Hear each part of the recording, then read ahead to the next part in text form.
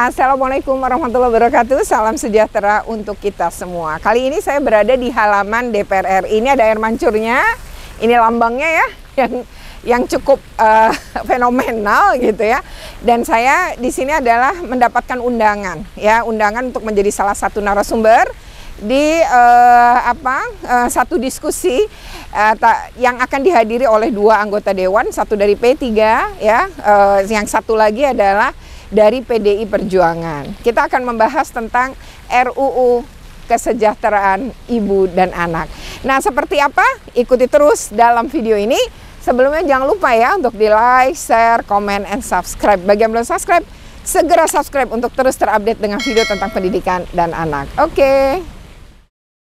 Ya, pertama kalau dari hasil pengawasan kami KPAI selama pandemi COVID-19 dalam 2 tahun terakhir, yang paling terlihat tadi sebenarnya adalah rendahnya pencapaian imunisasi dasar dan juga imunisasi anak sekolah. Karena sebenarnya imunisasi itu kan bertahap-tahap ya, dan anak-anak sekolah kan sekarang disebutnya imunisasi bulan nasional, itu di bulan April dan Oktober. Nah, itu semua terhenti karena kan sekolah itu dari rumah gitu ya. Nah, kemudian pemerintah kita itu sebenarnya sudah punya program untuk pencegahan anemia bagi para remaja putri. Jadi ada pemberian vitamin untuk penambah darah yang sebenarnya diminum di sekolah. Untuk beberapa sekolah tuh agar itu dikasih tapi nggak diminum, maka ada minum vitamin bareng. Jadi semua bawa air putih, kemudian gurunya ngebimbing semua masuk dan minum gitu, dan itu sempat terhenti. Nah, untuk anak-anak bayi, karena ibunya ini khawatir ya kalau datang ke posyandunya nggak buka, sementara mau ke fasilitas kesehatan takut ketularan COVID, maka banyak sekali yang kemudian tertunda. Nah, kalau tertundanya sampai berbulan-bulan, maka itu punya dampak ya. Jadi anak yang seharusnya kita bisa cegah penyakit-penyakit dengan cara imunisasi itu menjadi muncul lagi dan jadi KLB. Contohnya adalah campak. Campak itu udah sempat hilang, tetapi karena tidak diberikan vaksin campak itu muncul di beberapa daerah. Lalu yang kedua, misalnya difteri itu. Difteri itu kan juga bisa dicegah dengan imunisasi. Itu sekarang kemudian terjadi memang angka penurunan, tetapi setelah kita vaksin 2 kali dan mulai banyak juga yang booster, kemudian kita masuk kepada angka di mana kalau sekarang naik lagi tapi waktu itu sempat landai banget, maka di situ digenjot. Jadi dari hasil pengawasan kami misalnya di NTT yang cukup rendah, itu ternyata dari ketika kita datang ke sekolah-sekolah, mereka tidak lagi melihat vaksin untuk anak sekolah tuh di April dan Oktober, pokoknya dikejar aja di bulan selain April dan Oktober. Kemudian kami juga ke puskesmas. Di sana ada beberapa puskesmas ramah anak ya di beberapa daerah, dan ternyata sih betul bahwa mereka menggenjot tadi. Dan kalau perlu memang didatangi, dan posyandu sekarang mulai diaktifkan untuk pengejaran vaksinasi. Jadi memang yang terlihat itu. Yang kedua tadi menyambung Pak Rahmat bahwa memang angka stunting jadi sulit diturunkan ketika masa pandemi. Karena gizi buruk terjadi. Kalau stunting itu kan bisa mulai dari dalam kandungan, tapi bisa setelah 1000 hari anak lahir kan. Jadi tidak hanya faktor kesehatan, tapi faktor pengasuhan, tadi salah masak kata ibu gitu ya, atau bapak bilang kematangan, kemudian gizinya hilang, itu juga bisa terjadi, termasuk bentuk-bentuk lain. Jadi memang kalau stunting itu tidak karena faktor kesehatan saja, tapi banyak faktor lain. Tapi ketika anak tidak diberi imunisasi lengkap, maka secara kesehatan memang turun. Jadi faktornya memang banyak ya, Mbak. Nah, ini kan berkorelasi dengan RUU KIA ini ya, Bu. Maksudnya ibu hamil setelah melahirkan mendapatkan cuti 6 bulan maksimal gitu untuk seluruh pekerja baik informal maupun informal. Bagaimana Ibu memandang RUU KIA ini bisa menekan angka stunting itu, dan gimana nanti proses perkembangbiakan anak di tumbuh kembangnya anak? Kalau yang pertama, kalau KPAI tentu pada posisi kami kebijakan itu harus dipertimbangkan untuk kepentingan terbaik bagi anak. Apa yang tadi disampaikan oleh Ibu Lisa maupun Pak Rahmat itu menunjukkan, kedua anggota dewan ini menunjukkan kepedulian gitu kepada anak, dan bagaimana itu dalam bentuk sebuah regulasi penguatan tentu di mana negara hadir. Menurut saya kebijakan-kebijakan seperti itu tentu harus kita dukung, karena yang di atas segalanya kan anak. Ini adalah kepentingan terbaik untuk anak, dan itu sesuai dengan konvensi hak anak. Hanya memang kenapa pro dan kontra itu terjadi, itu wajar, dan ini yang harus diselesaikan menurut kami. Karena kalaupun dipaksakan misalnya ini menjadi sebuah regulasi atau undang-undang, tapi ternyata kemudian tidak bisa diimplementasikan gitu ya, karena lemahnya pengawasan atau banyak perusahaan yang kemudian juga enggak mau. Nah, ini kan yang justru bahaya. Tapi kan tadi sudah dinyatakan juga misalnya oleh Pak Rahmat bahwa ya kalau nggak sepakat mari kita duduk bersama. Saya rasa itu bisa, karena gini ya, kita bicara cuti, kenapa saya sepakat gitu ya, kenapa kami sepakat. Satu, mungkin karena saya dengan Ibu tentu pernah punya anak, kita rasakan bagaimana hamil ya Bu. Ketika usia kandungan 8 bulan itu tidak cuma lelah ya Bu, bahkan tidur kan susah, kita ngos-ngosan, terus kalau itu naik ke umum, pulang balik, tentu itu ada kelelahan. Ditambah lagi banyak perusahaan juga yang sebenarnya juga tidak memberikan maksimal 3 bulannya kan, jadi baru melahirkan sebulan masuk. Nah, bagaimana? Terus tiap perempuan berbeda, kan ada perempuan yang depresi ketika habis melahirkan, stres maksudnya ya, terus baby blues, itu kan banyak kasus juga, walau tidak sembuh, tetapi bagaimana dengan kondisi-kondisi seperti itu. Lalu ya, karena operasi dengan beda juga. Lagi adalah bahwa ketika setelah melahirkan, kita itu pasti begadang, jam tidur kita berubah, kita kelelahan. Satu-satunya cara mengatasi semua dan tetap bisa melayani bayi kita adalah istirahat. Nah, kalau kemudian dikejar pekerjaan, kemudian harus ke kantor, pergi pagi pulang sore, tentu tidak maksimal kan memberikan ASI kepada anak-anak, kepada anaknya atau bayinya. Penting, taruhlah di setiap perempuan tidak sama. Mungkin 3 bulan cukup gitu, sebagaimana ILO ya, ILO menentukan kan 3 bulan, 14 minggu disebutnya. Kemudian kalau pakai Undang-Undang Tenaga Kerja 13 tahun 2003 sebenarnya juga 3 bulan. Nah, tetapi ini mau 6 bulan gitu. Menurut saya enggak, ini kan justru kepada bagaimana peran ayah dan ibu dalam ketika siapa anak ini lahir. Asal ayahnya ketika 40 hari bukan tambah nyusahin si ibu ya, tambah nyusahin gitu. Tapi bagaimana ya, tujuannya adalah merawat bayi kan gitu ya Pak, berbarengan ya Bu, bergantian gitu, bukan menambah beban si ibu gitu. Nah, karena budaya masyarakat kita ada pengaruh itu Bu. Jadi ini juga jangan sampai si ibu ngerasa terbebani 2 bayi gitu. Nah, kemudian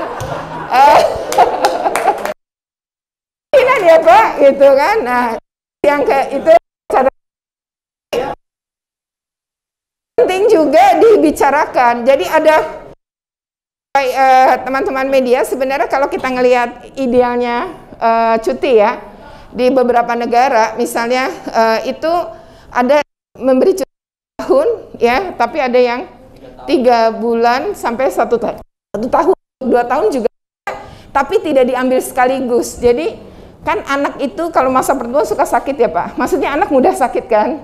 Nah, pada saat itu mungkin si ibu jadi nggak bisa ke kantor karena ngurus si anak ini. Nah, maka cuti itu bisa diambil dengan cara tidak langsung begitu. Jadi dia 6 bulan itu nanti dihitung dan masuk, tapi berikutnya ada hitungan yang dia berhak. Jadi nggak atasannya menolak karena anak habis 6 bulannya, maka dia berhak untuk tidak masuk ketika anaknya misalnya tidak enak badan atau habis imunisasi demam. Lalu si ibu nggak mau ke kantor, maunya ngurusin anak, maka pakai jatah cuti yang 6 bulan itu sebenarnya bisa diatur seperti itu. Jadi jangan kemudian perusahaan juga berpikir 6 bulan terus menerus gitu. Mungkin si ibu yang biasanya sibuk terus 6 bulan juga bosen di rumah, bisa jadi gitu. Jadi dia butuh, tetapi dia punya hak 6 bulan dengan dihitung, itu bisa sih sebenarnya sebagai jalan keluar. Nah, yang berikutnya lagi sebenarnya gini ya, perusahaan khawatirnya menurut saya gini ya, dalam satu perusahaan kan belum tentu semua ambil barengan gitu. Jadi kan, ya Bu, benar ya Bu, kan jadi sebenarnya nggak perlu takut-takut amat gitu. Saya mengerti sih kekhawatiran kalau saya jadi pengusaha mungkin begitu, tapi kan nggak mungkin janjian gitu ya Mbak. Coba Mbak di media hamil bareng yuk, kan enggak ya. Artinya nggak mungkin juga gitu. Tapi kalaupun terjadi, misalnya karena saya dulu pernah jadi guru, terus teman saya guru di sekolah saya itu ada 70 orang. Tapi pada saat beberapa yang hamil, tapi semaksimalnya itu cuma bertiga gitu. Nggak pernah terjadi gitu. Nah, jadi menurut saya kalau instansi pemerintah kemudian itu mungkin tidak ada masalah dengan ini kan. Kita lagi ngomongin bagaimana perusahaan. Jadi sebenarnya 6 bulan kata maksimal itu bisa diambil pada masa selama bayi ini berusia setahun misalnya. Karena nanti kalau kadang-kadang si ibu nggak enak, aduh kemarin saya udah nggak masuk, sekarang nggak masuk lagi gitu.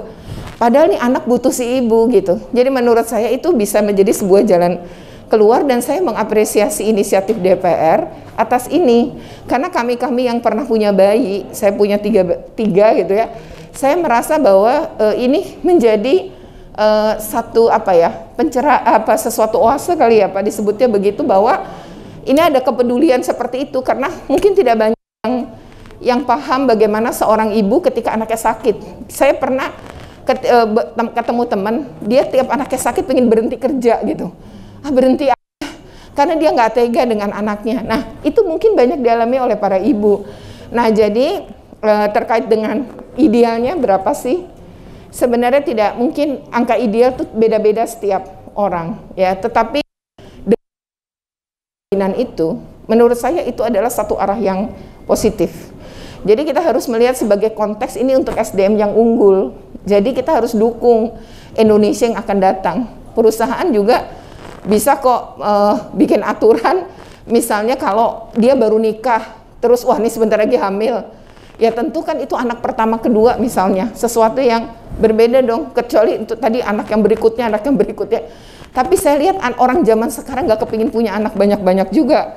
Jadi sebenarnya perusahaan nggak perlu khawatir juga, betul kan ya? Nggak mungkin kita ya Bu nikah anak zaman sekarang terus gini, pingin punya 5, enggak, bahkan kampanye beberapa itu ya, walau itu soal pro kontranya kita hargailah. Mereka bahkan ada beberapa yang tidak ingin memiliki anak. Tapi kalau ingin memiliki anak, saya rasa lebih banyak yang ingin memiliki anak. Tapi yang ingin memiliki anak itu juga tidak ingin banyak-banyak kok.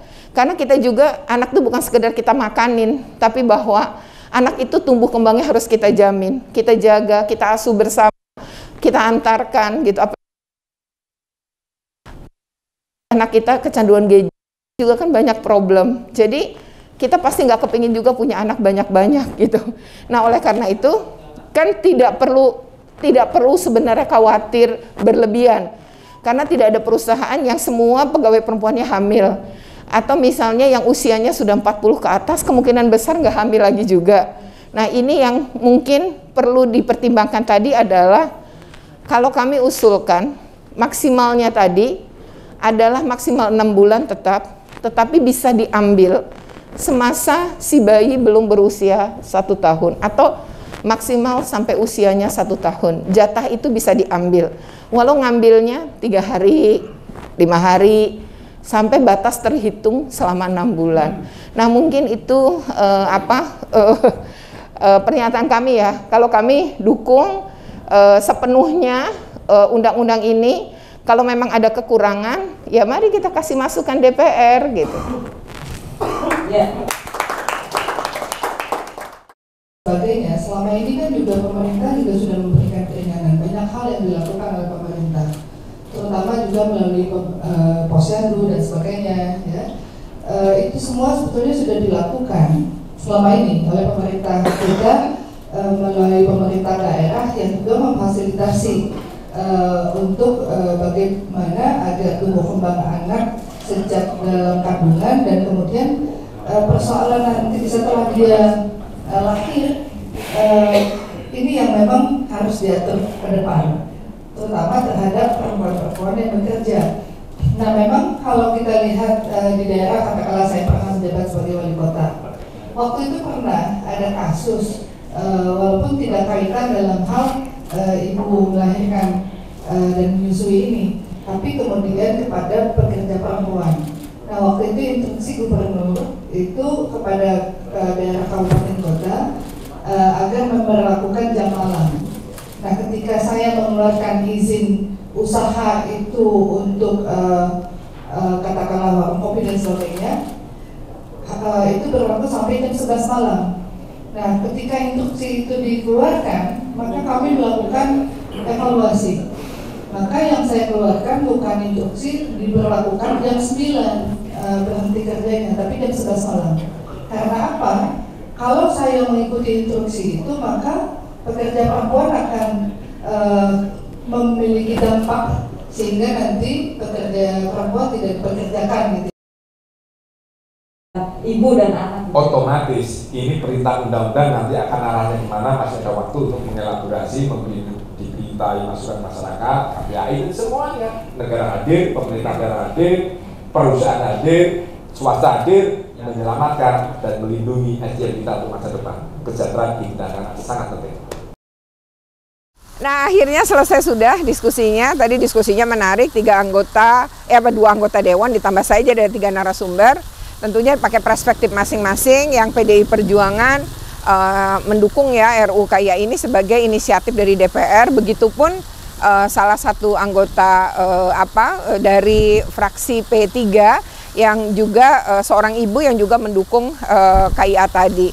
Lalu saya sebagai komisioner KPAI, meskipun saya tidak mewakili lembaga ya, karena memang kami di KPAI belum pernah membahas ini, namun sebagai seorang komisioner KPAI dan sebagai secara pribadi, saya menyetujui dan mendukung RUU KIA ini ya, dengan beberapa catatan, diantaranya ya jangan tumpang tindih tapi menguatkan ya, karena sudah ada Undang-Undang Kesejahteraan Anak, sudah ada Undang-Undang Perlindungan Anak, dan sudah ada PP tentang pengasuhan.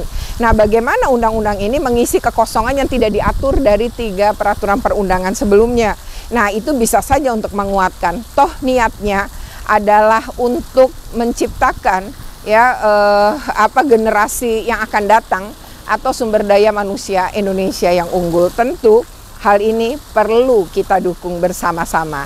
Dan hari ini saya bersyukur ya diberi kesempatan ya, mungkin di detik-detik akhir saya menjadi komisioner dan ternyata masih diundang gitu sebagai salah satu narasumber dalam diskusi yang bagi saya sangat terhormat di gedung Dewan ini di Nusantara 3 oleh teman-teman wartawan yang bekerja sama dengan Biro Humas dari DPR RI. Oke, ini pengalaman yang luar biasa ya, mempengaruhi kebijakan, memberi masukan, itu tentu hal yang positif, dan bagi kami, bagi saya secara pribadi sangat terhormat mendapat kesempatan menyampaikan itu. Oke, terima kasih. Wassalamualaikum warahmatullahi wabarakatuh. Sampai ketemu lagi pada video yang akan datang, tapi sebelumnya jangan lupa untuk di like, share, comment, and subscribe ya. Bagi yang belum subscribe, segera subscribe untuk terus terupdate dengan video-video tentang pendidikan dan anak. Oke.